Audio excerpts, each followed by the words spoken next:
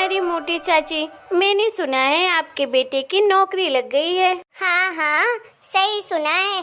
अरे मेरे बेटे की नौकरी तो बहुत बड़ी कंपनी में लगी है। अरे वाह चाची, ये तो बहुत बढ़िया बात है। लेकिन तुम लोगों को पता नहीं होगा कि मेरे बेटे की भी नौकरी लग गई है, वो भी सरकारी। क्या? ये तो बहुत बढ़िया बात है।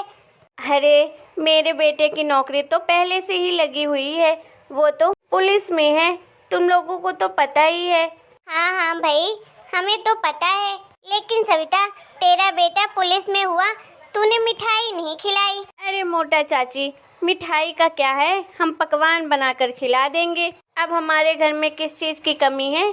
हमारा बेटा अच्छा खासा पैसा कमाने लगा है। अरे भाई, हमारे घर में भी कोई कमी नहीं है। अरे मेरे बेटे की नौकरी लगी है तो मैं भी तुम लोगों को पकवान ही खिलाऊंगी। अरे तुम लोग ऐसा ना सोचो कि मैं कुछ नहीं करूंगी। अरे मेरे बेटे की सरकारी नौकरी लगी है, मैं भी बढ़िया बढ़िया पकवान खिलाऊंगी तुम लोगों को बुला के। चलो, ये तो बहुत बढ़िया बात है कि हम सब एक दूसरे को पकवान खिलाएंगे। अरे शर्मिला, तू क्यों चुप है? तू भी बता ना, तेरा बेटा क्या कर रहा है? अरे क्या बताऊं जीजी, मेरा बेटा ज्यादा पढ़ा लिखा नहीं है। हमारी इतनी हैसियत नहीं थी कि हम अपने बेटे को पढ़ा पाए। चौथी पांचवी तक बेचारा पढ़ा लिखा था, उसके बाद तो बेचारे की पढ़ाई छूट गई। लेकिन हाँ, हमारा बेटा मेहनत बहुत करता है, मेहनती है, खेतों में काम बहुत अच्छे से करता है, अपने पिता की सेवा भी करता है।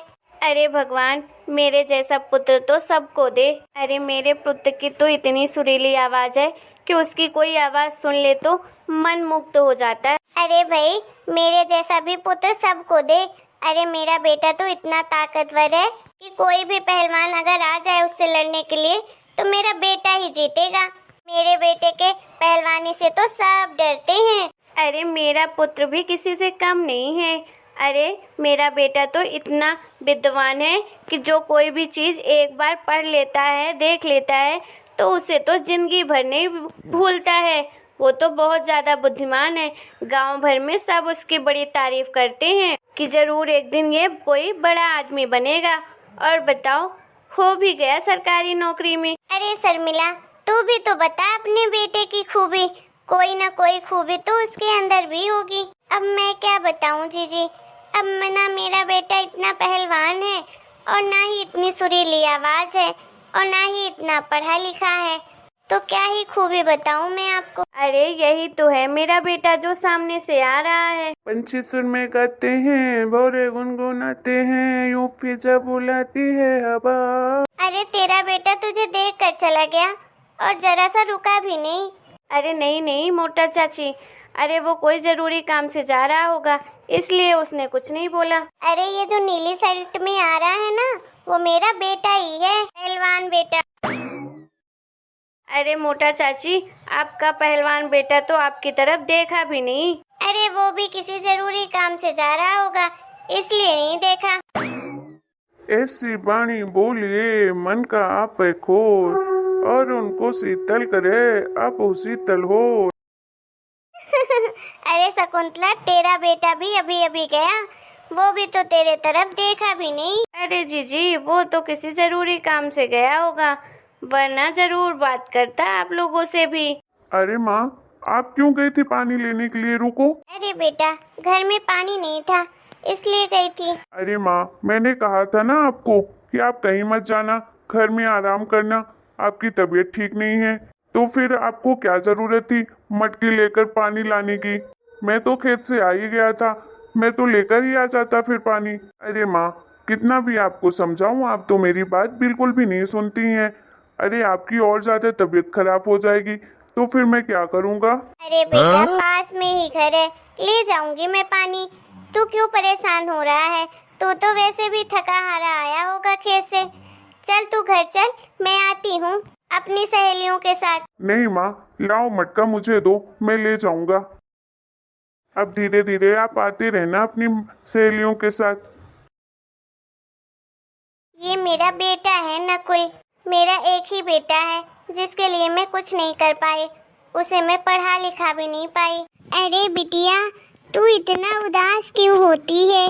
तूने भले ही अब अपने बेटे को स्कूल की शिक्षा ना दी हो, लेकिन जिंदगी के लिए जो संस्कार, जो शिक्षा जरूरी होती है इंसान के लिए, वो तूने जरूर खूब दिए हैं अपने बेटे को। तुम लोग यही सोच रही हो ना कि मैं कौन हूँ, मैं बीच में क्यों बोल रही हूँ। अरे मैं कब से यही पेड़ के नीचे बैठी थी, तुम लोगों की बातें सुन रही थी, तो मुझे लगा कि तुम लोगों को सही और गलत की पहचान कराऊं। देखो बहनों, तुम तीनों ने अपने बेटे की खूब तारीफ की, खूब पढ़ाया लिखाया, काबिल बनाया, लेकिन तुम तीनों ने देखा ना कि तुम तीनों के बेटे यहीं से गुजरे और तुम्हारी तरफ देखा भी नहीं कि मेरी माँ कैसी है, या कुछ भी किसी तरह की मदद नहीं की, ना ही तुमसे बात की। एक का बेटा इतना पहलवान था, फिर भी ये नहीं सोचा कि माँ के सर से मटका ले लूं, माँ थक गई होगी। दूसरे का बेटा इतना बुद्धिमान था, तो भी अकल नहीं आई उसमें कि माँ मटके में पानी लेकर जा रही है तो मैं ही ले लेता हूँ घड़े का पानी। तीसरे का बेटा से ये भी नहीं हुआ, कितनी सुरीली आवाज़ है, तो कम से कम अपनी माँ से दो बात ही बोल दूँ कि माँ कहीं आपको मटका भारी तो नहीं लग रहा, तो आप मुझे दे दीजिए। लेकिन तुम तीनों के बेटे, तुम लोगों से बोलना तो छोड़ो, देखा तक नहीं तुम लोगों की तरफ। और देखो, सरला का लड़का काम करके थका हारा आया और देखते ही माँ के सर से मटका ले लिया। इससे तो आप लोगों को सबक मिल ही गया होगा कि चाहे अपने बच्चों को जितना किताबी ज्ञान दे दें, जब तक आप अपने बच्चों को असली जिंदगी के संस्कार नहीं सिखाएंगी तो उनके स्कूली शिक्षा का कोई महत्व नहीं है। जब आपके बच्चे आपकी मदद नहीं कर रहे हैं इतना ज्ञान होते हुए भी, तो फिर किताबी शिक्षा का क्या मतलब। आपको अपने संस्कार तो खुद ही सिखाने पड़ेंगे, जो कि सरला ने अपने बेटे को बखूबी सिखाया है। सरला, मैं तो तेरे बेटे को खूब सारा आशीर्वाद देती हूँ कि खूब तरक्की करे और हर माँ बाप अपने बच्चे को खूब अच्छे संस्कार दे। सरला, तू तो जिंदगी की इस परीक्षा में सफल हो गई है। ये सही बात कही अम्मा जी आपने। हमारे बेटे को हमारी मेहनत, हमारा संघर्ष नहीं दिखा, वो सब अपनी जिंदगी में मस्त है। और सरला को देखो, उसने अपने बेटे को कुछ नहीं दिया, फिर भी उसका बेटा अपनी माँ को कष्ट में नहीं देख सकता है। हेलो दोस्तों, आज के हमारे इस वीडियो से आप लोगों को क्या सीख मिली, कमेंट करके ज़रूर बताइएगा और अपनी राय ज़रूर दीजिएगा। वीडियो पसंद आया हो तो वीडियो को लाइक करें, शेयर करें और चैनल को सब्सक्राइब करें। मिलते हैं नेक्स्ट वीडियो में नई स्टोरी के साथ। तब तक के लिए राम राम।